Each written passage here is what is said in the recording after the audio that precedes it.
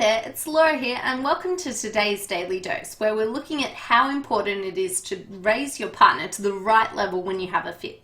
Now, once we've found a fit with partner, we've done half the work we need to do in the auction. We absolutely know what's trumps. The next thing we have to do is we have to work out how many points we have to know if we're going to have enough for game or if we're not. Now, the most critical step involved in this process is telling partner how many points that we have when we actually do raise their suit. So let's take a look at how we do this and describe the right number of points. So first of all, when we have a look at the responder raising, it's so important to get it right. What you want to do, bid 2 spades if you've got 6 to 9 points, bid 3 spades if you've got 10 to 12 points, and if you've got 13 to about sort of 16, what you want to do is raise to 4 spades. Now, we never want to really blur these lines here. You never want to raise to 3 spades if you've got 13 points, or you never want to raise to 2 spades if you've got 12 points. Now, the reason for this is that it then becomes partner's job to add your points together. So if it had gone 1 spade past 2 spades, it's now up to the opener to add their points to your points. Now, the opener's job is, if my partner has 6 points, how many will we have together? They then also work out, if my partner has 9 points, how many points will we have together? And what they can then do is decide how high they're going to go in the auction. If they had something like 20 points, what they'd know is even if you had 6, they could raise to game because you're going to have at least 25 together.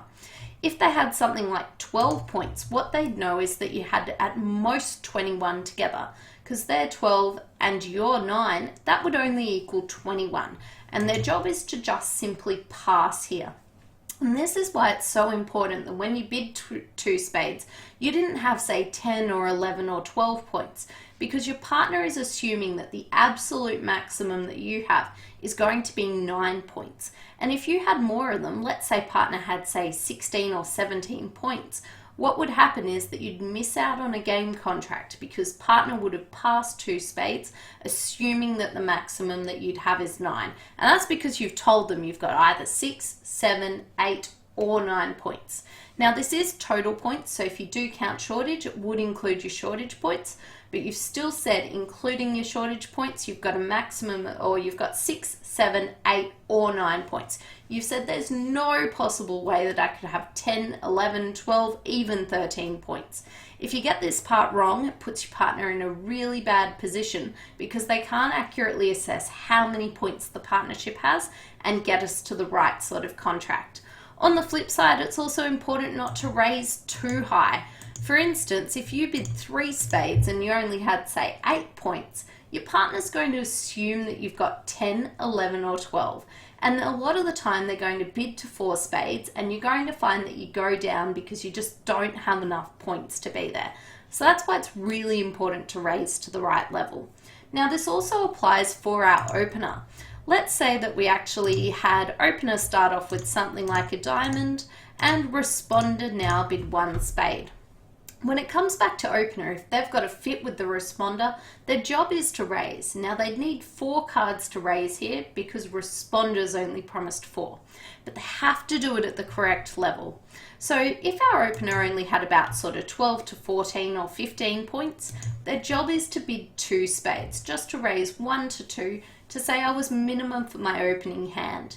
If they've got more, sort of 15 to 17, 16 to 18, their job is to actually jump up to 3 spades. If they've got even more, say like 19, they know even if partner's got 6, they're going to have 25 together. So their job is to put the contract straight away into the game level. Now, if we get this bit wrong, this time it's going to be the responder that has the wrong information and might make the wrong decisions. For instance, if you bid 3 spades and you had 19 points, what you might find is that partner here with 6 points is just simply going to pass your 3 spade bid. And that's because they assume that the absolute maximum you're going to have is 18, and so the maximum that they would have together is going to be 24. On the other hand, if you raised to 2 spades and you had, say, 16 or 17 points, your partner's in the same sort of problem. Let's say that they had 9 points. They'd know with your sort of maximum of about 15, there's a maximum of 24 in the partnership, and so there wouldn't be enough for game, and they'd just simply pass. If you had 16 or 17 points though, with their 9, there would actually be enough for game, and you will have found that you just missed out on a game contract. So one of the easiest ways to stop yourself from missing out on good game contracts or getting too high on the auction is to first of all raise to the appropriate level and not misrepresent your points to partner, because once you do that, it puts the partnership in a really bad position. So for today, what we're trying to do is every time we raise, make sure we're raising to that right level. And it's really important to remember who you are in the auction. Are you the opener or are you the responder? Because your point ranges do completely change. Thanks for watching, and we'll see you next time.